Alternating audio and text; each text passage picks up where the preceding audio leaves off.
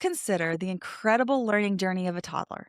From birth to those few first steps, what do we often observe? Lots of stumbles, lots of falls, lots of frustration, and expressed as tantrums. Oh my goodness, the tantrums. When we as adults are faced with new and challenging learning, our brains are undergoing a similar process.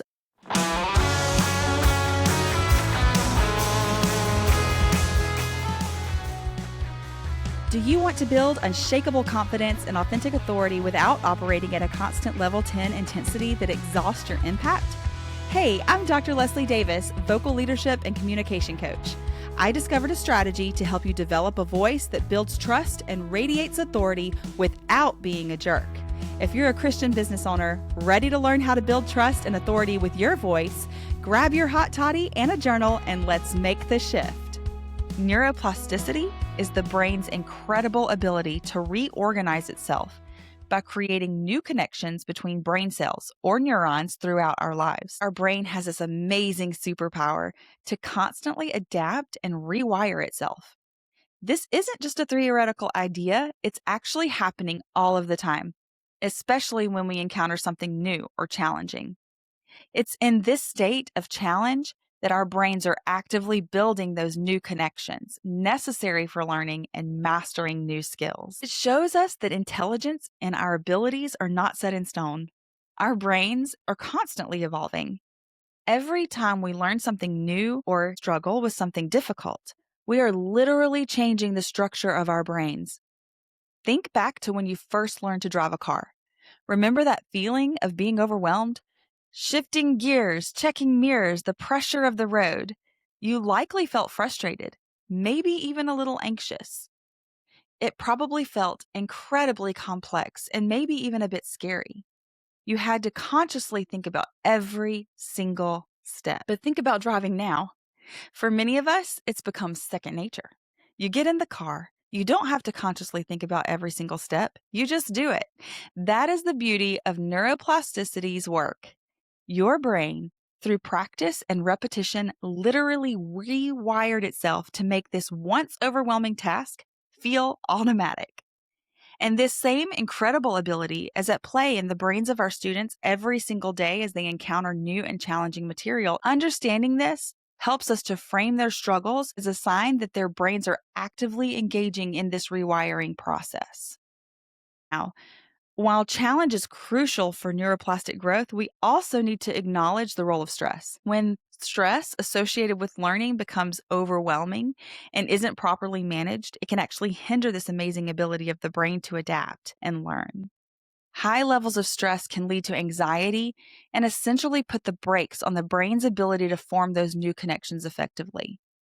This highlights our critical role to provide ourselves with the right amount of challenge to stimulate growth, also with the necessary support, strategies, and encouragement to navigate those challenges in a way that fosters resilience. Now that we have a foundational understanding of neuroplasticity, let's delve deeper into what actually happens in our brains when we encounter a new challenge and why that feeling of frustration often arises. To understand why learning can sometimes feel difficult and frustrating, it's helpful to think of our brain as a powerful supercomputer and with a crucial limitation: working memory, likened to RAM in a regular computer. RAM is the space where our brain actively holds and manipulates information. When we encounter something new, it's like trying to run a new complex program on our computer. This information demands a lot of our brain's RAM. It's requiring a significant processing power. Just like a computer might slow down when running a new software, our brain can feel overloaded and less efficient when we're actively learning. This feeling of mental strain, this sense that things aren't clicking right away, is what we often label as frustration. But I want to reframe that for you. This frustration isn't necessarily a negative sign. In fact, it can be a powerful indicator that your brain is actively growing. Think of it like this. When you work out, your muscles often feel sore afterwards. And that soreness is a sign that the muscle fibers are being broken down and rebuilt stronger. When our brain is working hard to understand a new concept or master a new skill, it's forging new neural pathways. And this intense activity can lead to that feeling of frustration. It's a sign that the brain is being challenged and adapting. To further illustrate this, let's consider the incredible learning journey of a toddler. From birth to those few first steps, their brains are in hyper neuroplastic state, rapidly lay down the neural networks for movement and balance. And what do we often observe during this period? Lots of stumbles, lots of falls, lots of frustration, and expressed as tantrums. Oh my goodness, the tantrums. These emotional responses, while sometimes challenging for us as caregivers, are actually a natural byproduct of their brain working so intensely to master this new skill. Their frustration is a sign of their brain grappling with a significant physical change and actively trying to find solutions. When we as adults are faced with new and challenging learning, our brains are undergoing a similar process of rapid neural pathway formation.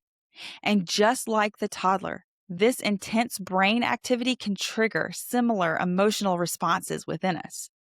We might not have a public meltdown. We might, but we've all felt that internal frustration, that sense of being overwhelmed, maybe even in a flash of anger at the difficulty of our task, maybe even ourselves at not getting it right away. Think for a moment at the last time you tried to learn something completely new. Maybe it was a new technology or a new technique or even a new recipe. Remember that feeling of struggle? That is your adult toddler brain at work, grappling with the challenge of building new neural connections. The key takeaway here is that frustration is not necessarily a red flag signaling failure. Instead, by understanding the neuroscience and the parallel to the toddler brain, we can begin to see frustration as a potential indicator that our brains are actively working to make new connections. This reframes our perspective. Our goal shouldn't be to shield ourselves from frustration, but rather to recognize it as a normal part of the learning process and then provide tools and support that is needed to navigate through it successfully. This sets the stage for the next discussion of a role of emotions and how to help regulate them in the face of these learning challenges. Now that we've explored how the brain learns through challenge and why frustration is a natural part of that process, let's turn our attention to the powerful role that emotions play in learning.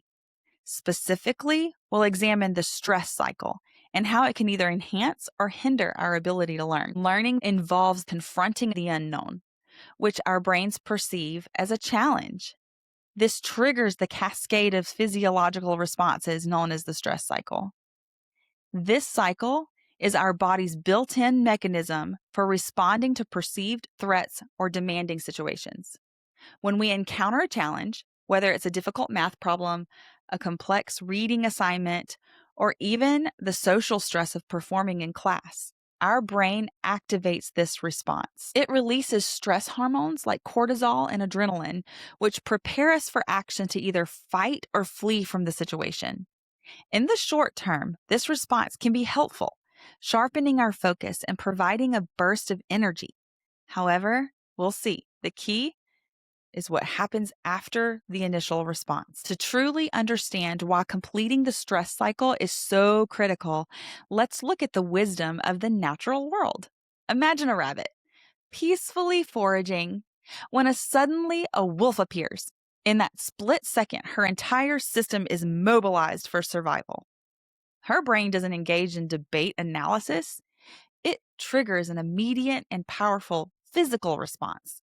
Stress hormones surge through her body, her heart pounds, her breath comes in rapid gasps, and her blood flow is directed to her legs, preparing her for immediate flight. Even her digestive system temporarily shuts down, and she will even poop to become lighter and faster. There's no hesitation, No intellectualizing, just pure instinctual action as she bolts towards the nearest safety, her hidey hole. And once she's safe, panting, exhausted, what does she do? She rests. She allows her body to come down from the heightened state of stress, to process the surge of hormones, and to recover. This natural cycle works beautifully in the animal world. But what happens when we, with our complex human brains, try to apply the same model to our lives? We as humans often diverge from this natural effective process. Instead of instinctually running to our hidey hole and then resting, we tend to get caught up in our heads. We try to reason our way out of the stressful situation, to analyze the wolf, the challenging task, the frustrating problem, without fully acknowledging and releasing that physical energy that our body has prepared for action. We might ruminate on the difficulty, worry about our performance, or try to solve the issue while our bodies remain tense and flooded with stress hormones. It's like the rabbit never reaching its burrow and continuing to run constantly in that heightened state of fight or flight.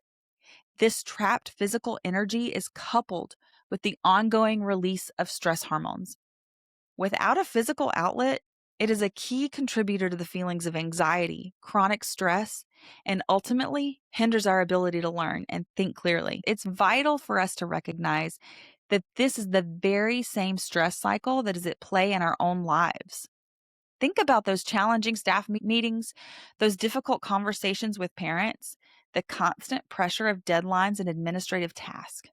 These situations, big or small, trigger the same stress release hormones in our bodies, preparing us for action.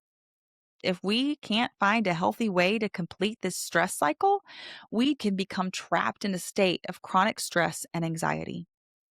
Recognizing our stress signals and understanding our need for physical release and rest is the first crucial step. So we know that we often get stuck in the stress cycle with our bodies primed for action, but nowhere to go. The key to breaking free lies in prioritizing movement. It's not just about calming down later. It's about signaling to your body now that you're safe. Physical movement is the primary way to communicate to your system that the threat is over and to help release the built-up cortisol that began flooding your bloodstream. Think of it as physically shaking off the wolf. Then, breathing and mindfulness can truly help us reset. So, here's the strategy. First, move to release. Then, practice mindfulness to reset. Now, here are some examples. Movement, the unsung hero of stress release. Remember, it's not just about calming down later. It's about telling your body now that the wolf is gone and that you are safe. Movement is the language your body understands when it's trying to shake off the fight or flight response. It helps release the pent-up energy and resets your nervous system. And one of my favorite and slightly ridiculous ways to do this is to be a tree. To be a tree, you literally shake. Start with your hands, and then your arms, and then your shoulders, and then your torso and your legs. Shake everything. Imagine that you're a tree, and a strong wind let go of all the tension. This might feel silly, but it's incredibly effective at releasing the physical tightness that builds up when we're stressed. It also helps to ground you, bring you back into your body. Movement is a way to help your body complete the response phase of the stress cycle and move toward calm. Of course, there are other quick movement breaks that we can use. Jumping jacks, star jumps, these are great for bursts of energy release. And then simple stretches, focusing on areas where we hold a lot of tension, like our neck, our shoulders, and our back. Even incorporating some gentle twists and stretches while we're seated. This can be a valuable tool, especially in a classroom setting. Even laughter, which triggers the release of endorphins, counteracts the stress hormones like cortisol, promoting relaxation and well-being. The key is to find what works for you and make it a regular part of your stress management toolkit. Once we've used movement to release some of that initial physical tension, we can then tap into the power of our breath. Breathing is like the body's built-in reset button. Deep, controlled breathing directly influences our nervous system, helping to regulate our heart rate and blood pressure and sending signals of calm throughout our body. This is how we move from the response phase to the calm phase of the stress cycle. One of the most effective techniques is the 4 square breathing. To do this, you inhale for a count of 4, and then you hold for a count of 4. Exhale for a count of 4, and then be absent of breath for a count of 4. This even rhythm quickly brings a sense of balance and control to the body. Then we have the diaphragmic breathing or belly breathing is another powerful tool. Instead of the shallow chest breaths, focus on expanding your abdomen as you inhale, allowing your diaphragm to fully engage. This type of breathing promotes relaxation and can help reduce feelings of anxiety. The key is to practice these techniques regularly so that they become a readily available resource when you are feeling stressed. Finally, we come to mindfulness. While movement and breath work primarily with the body, mindfulness helps us train our attention to regulate our emotional responses. At its core, mindfulness is about paying attention to the present moment and intentionally, without judgment, observing our thoughts and feelings as they arrive without getting swept away by them. This allows us to maintain the calm we've cultivated through the movement and breathing. One of the most foundational mindfulness practices is breath awareness. Building on our breathing exercises from before, we can take it a step further by simply observing the sensation of our breath, the rise and fall of our abdomen, the feeling of the air entering and leaving our nostrils without trying to change it. When your mind starts to wander, you can gently redirect it back to your breath. This practice helps you anchor in the present and break the cycle of ruminating the past or worrying about the future. We can also practice sensory awareness, focusing on the sensations around us. For example, you could take a moment to notice the feelings of your feet on the floor, the texture of your chair, the sounds in the room. Even engaging fully in a simple activity like washing your hands. Paying attention to the temperature of the water, feeling the soap, this can also be a mindful practice. And journaling is also a powerful tool for cultivating mindfulness. When we take the time to reflect on our thoughts and feelings in a non-judgmental way, we can begin to develop a deeper understanding of ourselves. This can lead to greater self-acceptance and compassion. In addition, journaling can help us become more aware of our thoughts and our feelings in the present moment. Just write down anything that comes to mind as it comes. This key is to cultivate a practice of paying attention, which significantly enhances our ability to regulate our emotions and navigate stressful situations, shifting our attention away from the ruminating thoughts that cycle in the stress that keeps going through our minds. We've spent some time understanding how to effectively navigate the stress cycle and regulate our emotions in the face of challenges. Now, let's take a moment to connect these skills to something truly powerful: resilience. Resilience is more than just coping. It's about bouncing back from setbacks and emerging stronger. It's the ability to keep going even when things are tough. And it's a skill for success in learning and in life. So, what exactly is resilience? In a nutshell, the brain's capacity to recover from adversity, setbacks, and challenges. It's important to emphasize that resilience isn't about shielding ourselves from stress. That's not realistic, and it's not even beneficial. Instead, resilience is about developing the inner strength and skills to navigate stress effectively, to bounce back from failure, and to keep pursuing our goals despite the obstacles. And just like we can strengthen our physical muscles as we exercise, we can also strengthen our resilience muscles in our brains through repeated experience and practice. Here's where the neuroscience comes full circle. Remember neuroplasticity? When we constantly face and overcome challenges, our brains actually undergo physical changes. The neural pathways associated with problem solving, emotional regulation, which we discussed earlier, and persistence become stronger and more efficient. Think of it like building a mental superhighway for navigating difficulty. This is incredibly empowering because it means resilience isn't just some innate personality trait that some people are born with and others aren't. It's a skill that can be cultivated and developed through the brain's amazing capacity for change. How do we translate this understanding of resilience into practical strategies? Here are a few key approaches. First, praise the efforts rather than just the success. Shift the focus from getting the right answer to the process of learning and persisting. Instead of, great job, try phrases like, I see how hard you're working on this and I admire your persistence. This reinforces the idea that struggle is a valuable part of the journey. Second, model the resilience yourself. Share examples of times when you faced challenges and how you overcame them. This humanizes you and shows that even adults struggle and learn. You might even say, even I find this concept challenging sometimes, but I've learned that if I break it down into smaller steps, I can usually figure it out. Third, encourage students to reflect on their own struggles and successes. Help them analyze what strategies helped them get through a difficult task or what they learned from a mistake.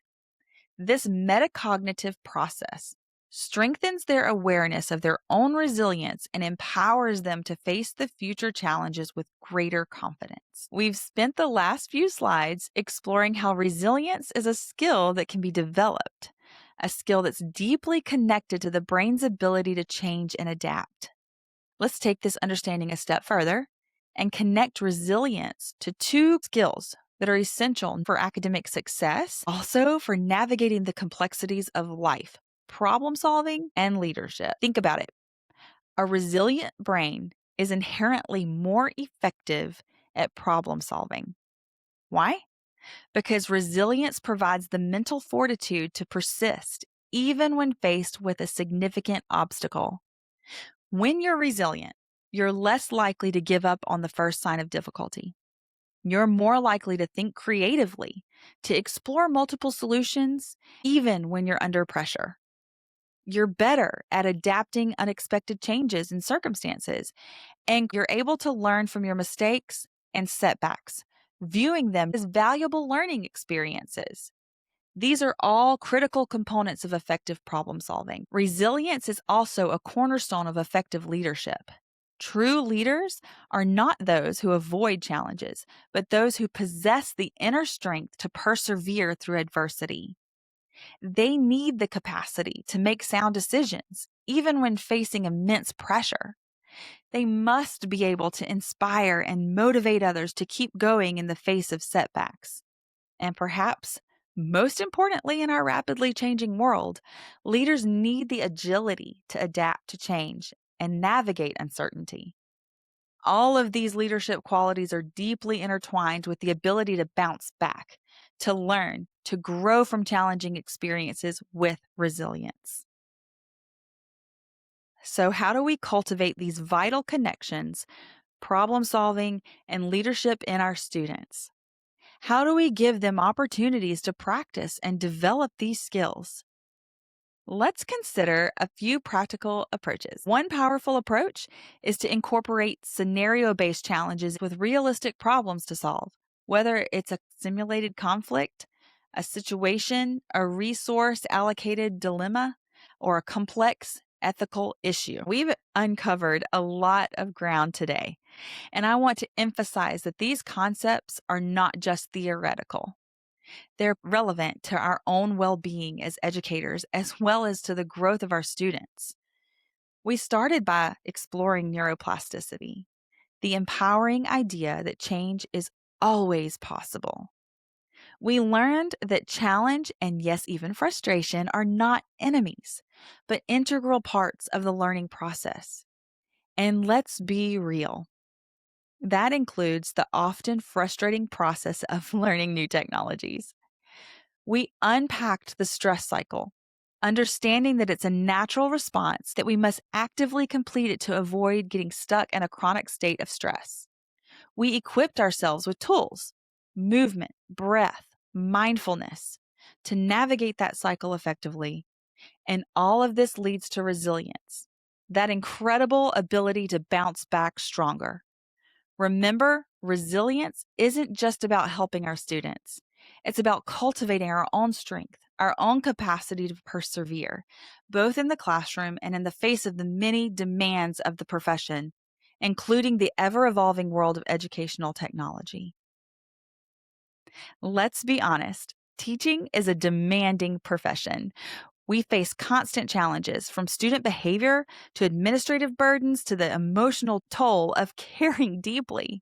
And in today's world, we also face the challenge of keeping up with new technologies, learning new software, adapting to new tools. This can feel overwhelming. And it's important to acknowledge that those feelings of frustration are valid. It's crucial that we extend the same understanding and compassion to ourselves that we strive to provide our students. So let's shift the narrative, not just in our classrooms, but in our staff rooms and in our own minds as well. Struggle is a part of growth for everyone, even when that struggle involves trying to figure out the latest platform, troubleshooting, something glitchy. Validating our own feelings of frustration is just as important as validating the feelings of our students. It is important to build a supportive community where you feel comfortable sharing your challenges, offering help, and seeking support. I want to leave you with a personal call to action. Take a moment to reflect on your well-being and consider these questions. What is one small way I can practice more self-compassion this week? Perhaps it's giving yourself permission to take a break, acknowledging your own efforts, or speaking kindly to yourself when you make a mistake. What is one small, sustainable, resilient strategy that I can implement for myself this week in my own life? Maybe it's incorporating a 5-minute movement break into your day, practicing deep breathing during stressful moments, or setting aside time for mindfulness. And of course, in addition to this, what is one small change I can make in my classroom this week to foster resilience in my students? I hope you leave today not with just new knowledge, but with a renewed sense of empowerment. Take these key insights about neuroplasticity, resilience, and emotional regulation and use them to tackle the challenges you face in your classrooms, in your interactions with colleagues, and in every aspect of your professional journey. Go forth and cultivate resilience in yourself and in your students. The race is set before you. Run it well. Hey, Radiant Leader, to dive deeper into our resources and connect with a powerhouse circle of like-minded leaders, come join our free community right now over at authenticvoiceleadership.com. I will meet you right back here next Tuesday. Your voice matters. Lead wild, lead free. Stay radiant, my friend.